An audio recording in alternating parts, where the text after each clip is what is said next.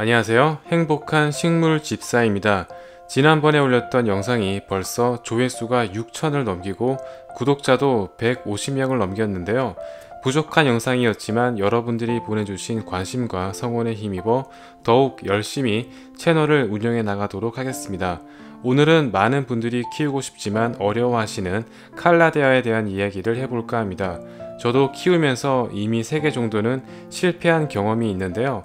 한번 큰 고비를 넘긴 뒤에는 굉장히 잘 크고 있는 중입니다. 그럼 초보자분들도 칼라데아를 잘 키울 수 있는 꿀팁에 대해서 알려드리겠습니다. 칼라데아를 이미 키우고 계시는 분들이 계시다면 한번 비교해 가면서 보시는 것도 좋을 것 같습니다. 첫 번째로 물 관리입니다. 칼라데아가 어려운 이유 중 하나가 바로 잎이 자꾸 타들어간다는 것인데요. 생긴 건 정말 예쁘게 생긴 식물이지만 잎이 타기 시작하면 세상 못생긴 아이가 되는 것이 바로 칼라데아입니다. 저도 하루에 3번씩 분무기를 뿌리고 가습기도 틀어주었지만 사실 큰 효과는 없었어요. 그렇게 노력을 해도 계속 못생겨져 갔습니다. 습도는 40에서 50도 정도를 유지하는 편인데요. 기본적인 습도가 애매모호해서 그런 것 같아요. 그러다 제가 깨달은 것이 물을 너무 안 줬다는 것입니다. 다른 관엽 식물들은 어느 정도 건조해도 버티는 편이지만 칼라데아는 목이 마르기 시작하면 바로 잎이 타들어간다는 걸 잘 몰랐던 것이죠. 다른 식물들은 흙이 완전히 말랐을 때 주기 때문에 일주일이나 2주에 한 번 정도 준다면 칼라데아는 겉흙이 조금 마른다 싶으면 바로 물을 주고 있어요. 그래서인지 예전보다 잎이 타는 현상도 많이 없어진 것 같고요. 새로 나온 잎은 굉장히 깨끗한 상태를 유지하고 있습니다. 특히 플라스틱 화분보다는 토분에 키우시는 걸 적극 추천합니다. 토분의 흙마름 속도나 통기성이 굉장히 우수하기 때문에 다른 플라스틱 화분보다 훨씬 아이들에게 좋은 것 같아요.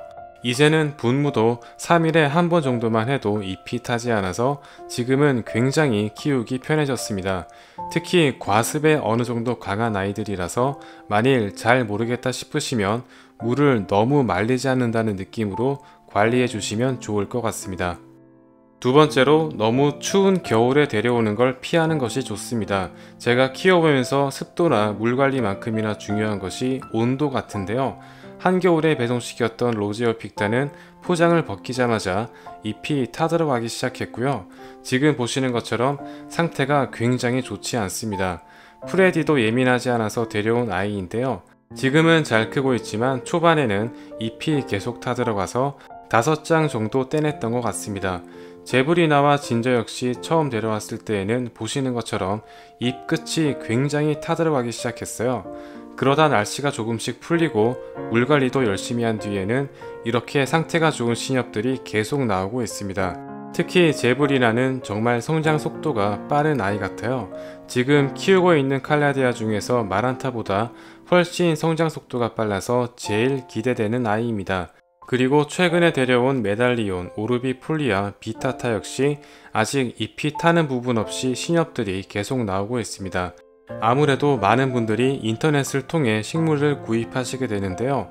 핫팩을 넣는다고 하더라도 영하의 날씨를 밖에서 버텨야 하기 때문에 스트레스를 엄청 받게 되는 것 같아요. 그래서 칼라데아를 키우고 싶으시다면 꼭 날씨가 좋을 때 봄이나 여름에 데려오시는 걸 추천합니다. 세 번째로 햇빛입니다. 저희 집 칼라데아는 창문 바로 아래쪽 선반에 모두 위치해 있는데요. 방충망과 샤시 유리 2겹을 통과한 빛이고요. 광량 체크를 해본 결과 보시는 것처럼 200에서 500, 흐린 날은 100 이하로 떨어지는 날도 굉장히 많습니다. 제가 해외 식물 유튜브 채널도 보고 있는데요. 많은 분들이 말하길 책을 읽을 수 있을 정도의 그늘이라면 칼라데아는 충분히 키울 수 있다고 조언을 해주었습니다.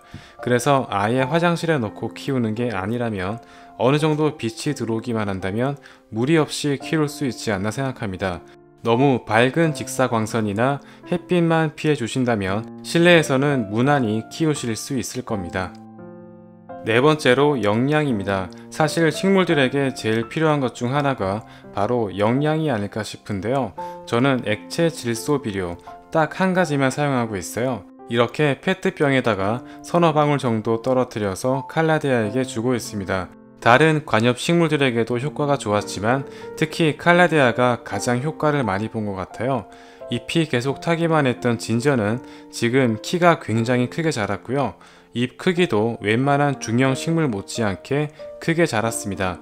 마란타와 마코야나도 굉장히 잘 크고 있고요. 간혹 수돗물이 안 좋다는 얘기도 있는데요. 저도 처음에는 하루나 이틀 정도 받아놓은 물을 주곤 했는데 최근에는 그냥 바로 주고 있습니다. 아무래도 미리 받아놓은 물을 주는 것이 더 좋은 방법이겠지만 저처럼 성격이 급하신 분들이나 바로 물을 줘야 되는 상황이라면 수돗물을 바로 주셔도 큰 지장은 없는 것 같습니다. 다섯 번째로 서로 모아두는 것입니다. 식물을 이렇게 모아놓으면 서로 증산작용을 해서 부족한 습도를 채워준다고 해요. 확실히 혼자 두었을 때보다는 서로에게 의지도 많이 하는 것 같고요. 서로 잎을 포개면서 습도를 올려주거나 빛을 차단시켜주는 역할을 하기 때문에 훨씬 좋은 방법이 아닐까 생각합니다. 이렇게 보면 식물도 사람이랑 똑같은 것 같지 않나요? 아무래도 혼자인 것보다는 옆에 친구들이 있는 것이 훨씬 성장에 도움이 되는 것 같습니다. 마지막으로 반년 이상 버티기입니다. 어떤 식물이든지 집안 환경에 적응시키는 것이 가장 좋은 방법인 것 같아요. 저희 집 칼라데아들은 지금 반년 이상 된 것 같은데요. 한겨울에 칼라데아를 너무 드리고 싶어서 무리하게 주문하긴 했지만 안 좋은 환경임에도 불구하고 어떻게든 버티다 보니까 서서히 적응해 나가는 것 같습니다. 식물도 살아있는 생명체이기 때문에 사람처럼 환경에 적응하기 시작하면 그 뒤로는 조금씩 쉬워지는 것 같아요. 그 사이 죽지 않게 열심히 관리해 주다 보면 조금씩 키우기 쉬운 식물이 돼가는 걸 느끼실 수 있으실 겁니다. 사실 로제오픽타는 지금도 잎이 시들거나 계속 타들어가고 있고요. 이미 뷰티풀스타와 로지를 죽여본 경험이 있기 때문에 지금도 계속 방법을 찾으면서 연구를 하고 있습니다. 다른 칼라데아들이 어느 정도 잘 크기도 하고 날씨도 많이 풀려서 몇 가지 다른 종류를 더 데려올까 생각 중입니다. 아이들이 더 크게 자라면 또 성장 일기를 찍어서 올려보도록 하겠습니다. 여러분들도 꼭 하나쯤 들여서 멋지게 키워보세요. 행복한 식물 집사에서는 여러가지 식물 이야기를 전해드리고자 합니다. 영상이 유익하고 재미있으셨다면 구독과 좋아요도 부탁드리겠습니다. 식물과 함께 행복한 순간 보내세요.